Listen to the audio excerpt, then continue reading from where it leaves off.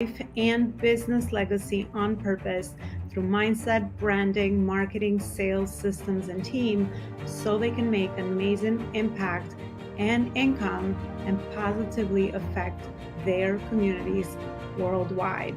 Ensure that you are sharing this show, you're subscribing, and you also are leaving us a review so we can create more amazing content around those areas to help you level up to the next level and also bring amazing guest experts that can share their knowledge and expertise with you so that you can create amazing legacy.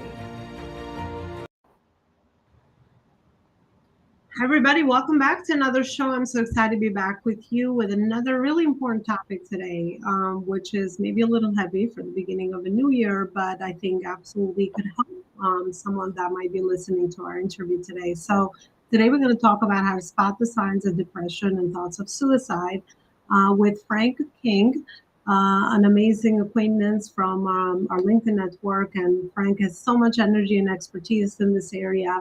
But not only, he's also going to tell us a little bit around the area of speaking and landing a TEDx talk and all of that. Because I know that this audience also has a lot of amazing speakers that are always looking to land stages and create impact with their message. So, Frank, without further ado, welcome to the show.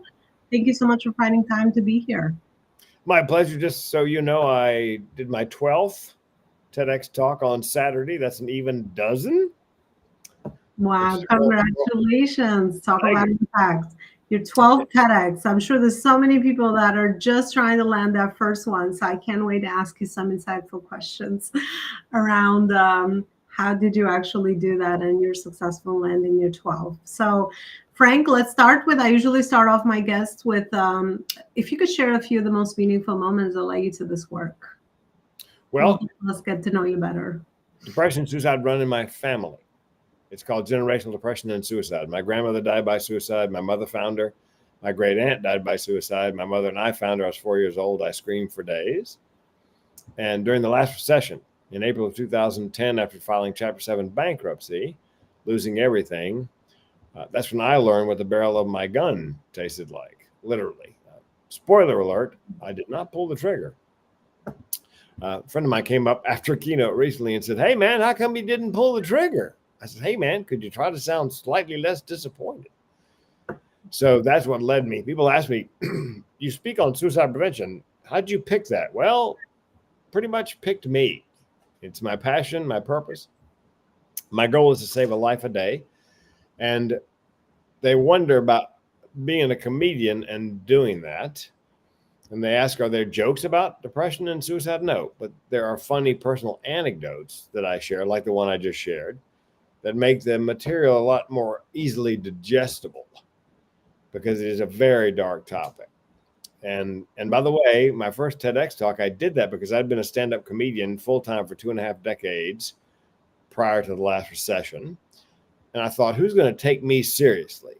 Who's going to think I can do anything serious? So I thought, I'll do a TEDx talk. I'll prove it.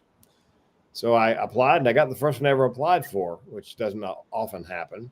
And I did it on suicide prevention. And that allowed meeting planners and speakers bureaus to realize that I could do something serious with humor. Yeah, well, talk about connecting the dots to your purpose. I love that you said it found you because it's your life experience. So the fact that you now are sharing it with others and using all these new channels to speak about it, I think it's really empowering as well. So let's start with some of those signs since, just kind of bring some awareness around this topic. What are some of those signs that we can look out for? Well, and here's the good news, by the way. 8 out of 10 people who are suicidal are ambivalent. They cannot make up their mind. And 9 out of 10 give hints in the last little week leading up to an attempt, which means you can make a difference. You can save a life, and you can do it by doing something as simple as what we're doing right here, and that is having a conversation if you know what to look and listen for, and we're going to cover that right now. Depression, this is not an exhaustive list, but 3 top signs, symptoms to my mind. 1, they eat too much or can't eat. Sleep too much or can't sleep. They often have trouble getting out of bed in the morning, so they're frequently late for class or school or work, but rally in the afternoon, almost like a different person. And here's one you can observe visually. Normally, they're pretty well put together, but this day, their hair's a little dirty, clothes aren't quite so clean. It may be because they're having trouble getting out of bed in the morning, run a load of wash, take a shower. So the question comes up, what do you say to somebody you believe is depressed? Well, here's what you don't say. Pull yourself up by your bootstraps. Turn that frown upside down. My personal favorite is, have you tried fish oil? At which point I go from suicidal to homicidal. Now, if they are depressed, you should say, I'm here for you and I mean it. I know you're not lazy or crazy or self-absorbed. I know that depression is a mental illness. So with time and treatment, things will get better. I'll take the time. I'll help you get the treatment.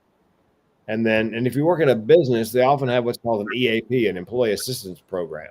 It's a binder, and there will be mental health benefits in that binder. So you go to HR and go, look, I got this issue. What's in the binder? If they are depressed, the last question you need to ask them, and this is the difficult part, are you having thoughts of suicide? Very difficult to ask that question, but should be asked that way. Now, there's an old wives' tale that you should never mention the word suicide in front of somebody who's depressed because it might give them the idea. Suicide, what a great idea. Why didn't I think of that? Trust me, it crossed their mind. So you have to ask. Now, let's say you ask because you think they may be having thoughts of suicide, but they deny it. How would you know? Well, there are signs for that too. They talk about death and dying. You catch them Googling death, dying, or how to die by suicide. Death and dying appears as a theme in their artwork or their music or their writing. They're getting their affairs in order, especially if they're giving away prized possessions because they want to make sure the possessions go to the people they want them to go to when they're gone. And here's a counterintuitive one that's very dangerous. They've been depressed forever, and now they're happy, but for no apparent reason. And you're happy because they're happy. They may be happy because they've chosen time, place, and method, and they know the pain is coming to an end, which is something that a lot of people don't understand about suicidality. It's most often not about wanting to kill yourself. I didn't want to kill myself. I just wanted to end the pain. But let's say they're forthcoming and they say, yes, I'm having thoughts of suicide. What do you say? You say, do you have a plan? And if their plan is detailed, time, place, and method, you need to do your best to get them to a mental health facility as quickly as possible. At the very least, get them on the phone, dial 988, the Suicide Prevention Lifeline, or text to 988, the Suicide Prevention text line. Now, let's say they are having thoughts of suicide, but their plan is not particularly detailed. What would you do? What would you say? I would say, okay, tell me, are you going to kill yourself? And if they say no, I would say, okay, tell me why not. Make them give voice to whatever's keeping them here because something is keeping them here. Otherwise, you would not be having that conversation. And then I try to leverage whatever they tell me. Wow.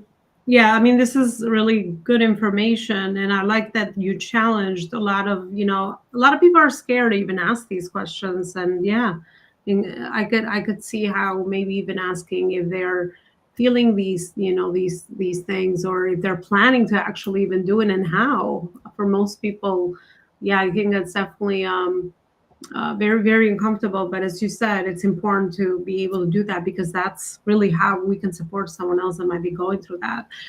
Frank, I was curious to say, because I've heard, I think when we connected, we talked about mental health and entrepreneurship, or entrepreneurs struggle with mental health.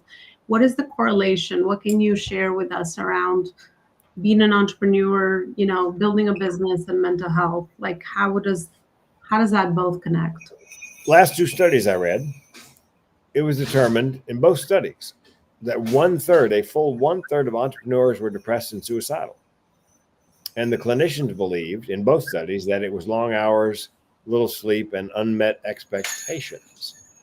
However, I believe there's a subset of that group that were as I was.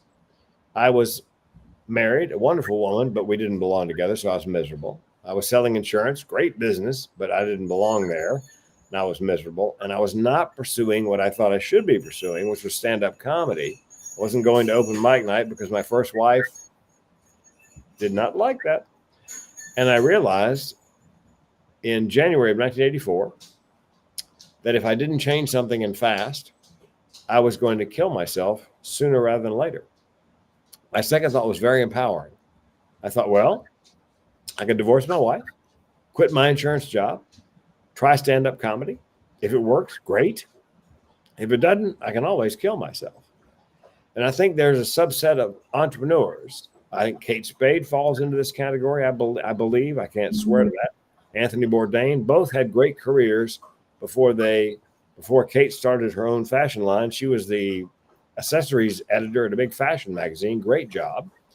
And Anthony Bourdain was in college, I think, at Vassar, making good grades. Was undoubtedly would have a good career at whatever he decided to do, but probably said to himself, I don't belong here. I belong in culinary at the Culinary Institute. So both quit what they were doing to pursue what I believe was what they were meant to do. And both had, by the way, had mental health histories. Both were self-medicating as far as I know. Sadly, Kate Spade, her sister said to her, I think you need to get treatment, therapy. And supposedly, Kate Spade said, I can't go into treatment because it would damage my happy-go-lucky brand. Mm. Yep. So. Yeah. Well, I mean, I like that you actually share that there's actually some history as well, because it just seems that, so my next question would be like, okay, so what do we do when we feel misaligned with our purpose and we feel the regret towards certain things that we feel compelled to pursue, and maybe we're not doing it for a million reasons?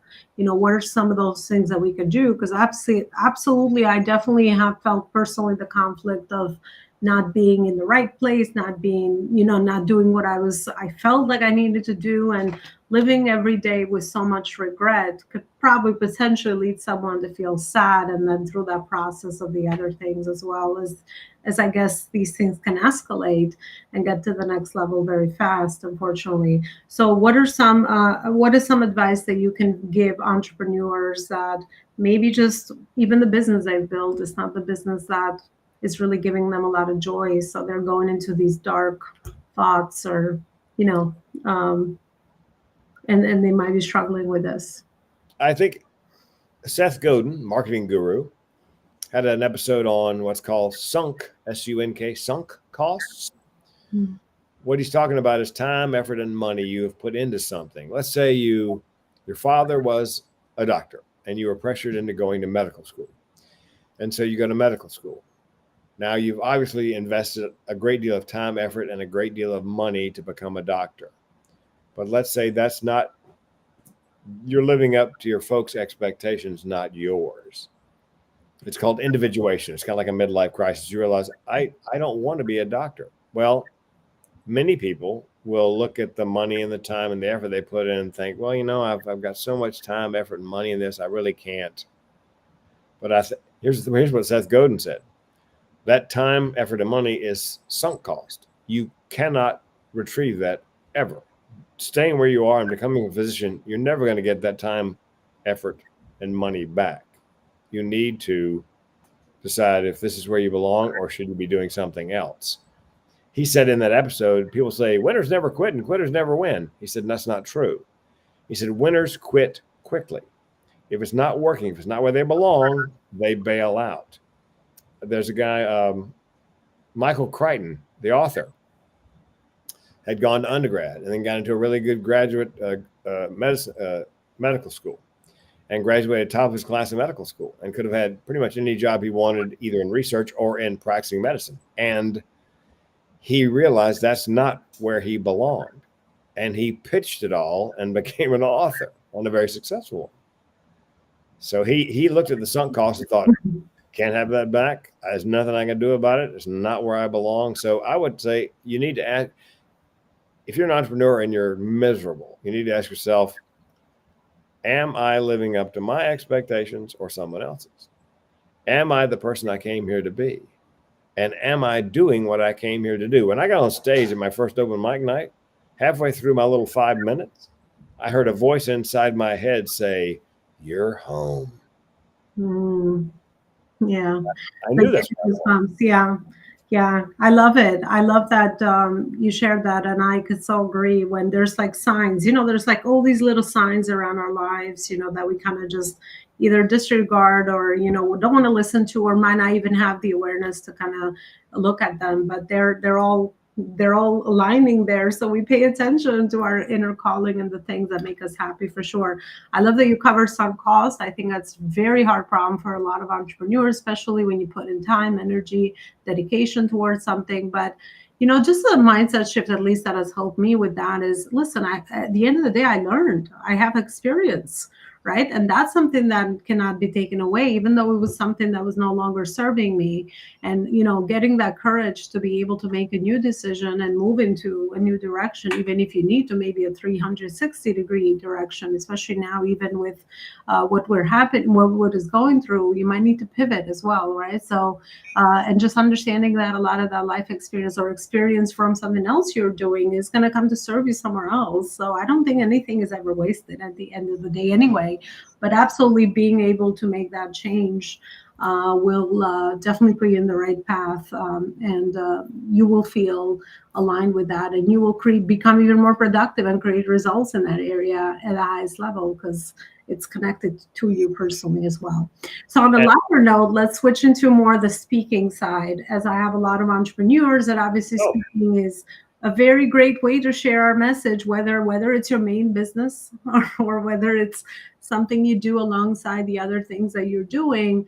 It's a great way to be able to create impact, and that's important for us here. So Frank, based on your experience with uh, being a speaker 12 times at TEDx, what are some things that you could share with us in positioning ourselves as a professional speaker, so to speak, but also being able to land TEDx's and have that authority building behind us, as I know it's very important for your branding as a speaker.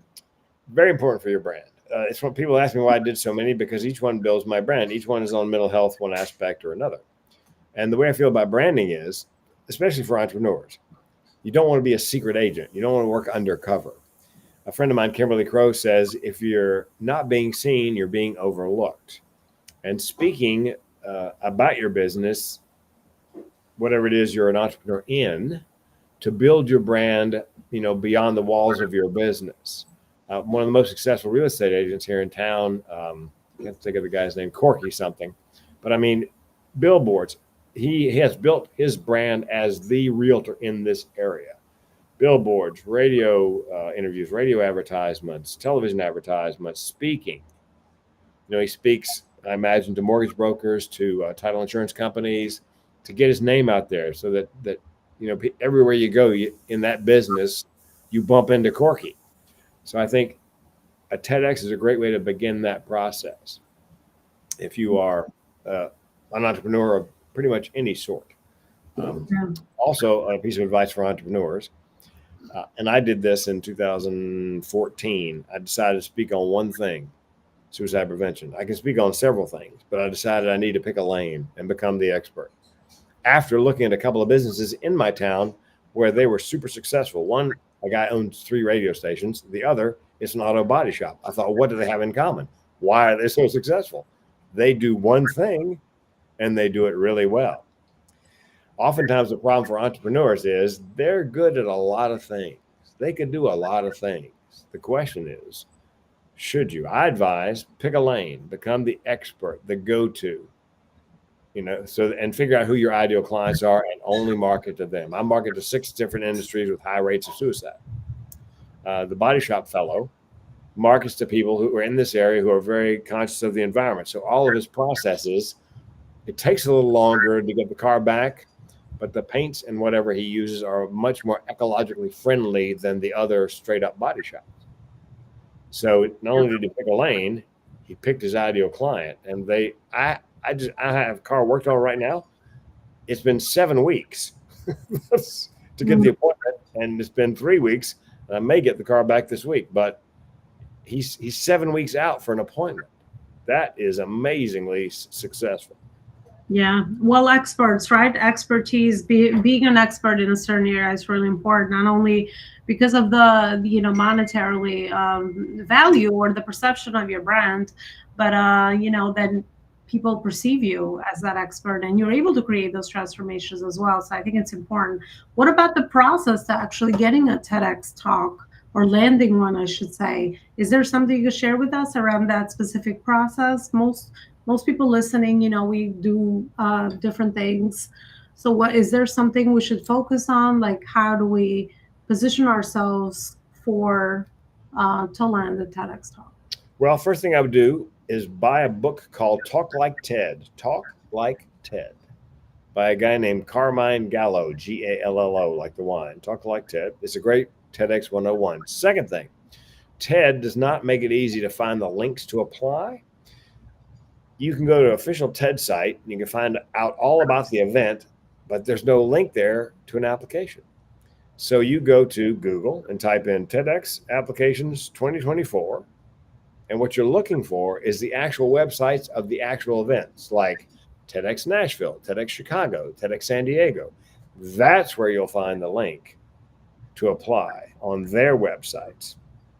And I would advise apply all over the country. I've never done one that I didn't have to fly to. Of the 12, always had to get on a plane to do it.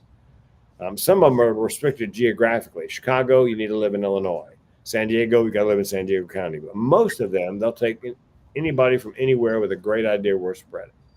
So apply. I had a client, I got him a TEDx talk in 1 hour, 2 weeks ago. He was on the one I did over the weekend because he was speaking on the theme, and they were one speaker short. And I said, look, call her. I bet you put you on the bill. She did. Now, another client of mine, it took 90 applications, bless his heart, but he got one. So apply is my advice. Yeah, and network sounds like too, right? Get to know the people or the organizers as well. So I think it's really important as well. Well, Frank, thank you so much for everything you just shared. We actually have reached the end of our interview, and I really, I think definitely people watching will walk away with some really great next steps around mental health, and even how to brand yourself as a speaker and let a TEDx talk. So I would love to ask you for a final message if you feel like you want to share something with our audience, and also where is it that the audience can continue this conversation with you?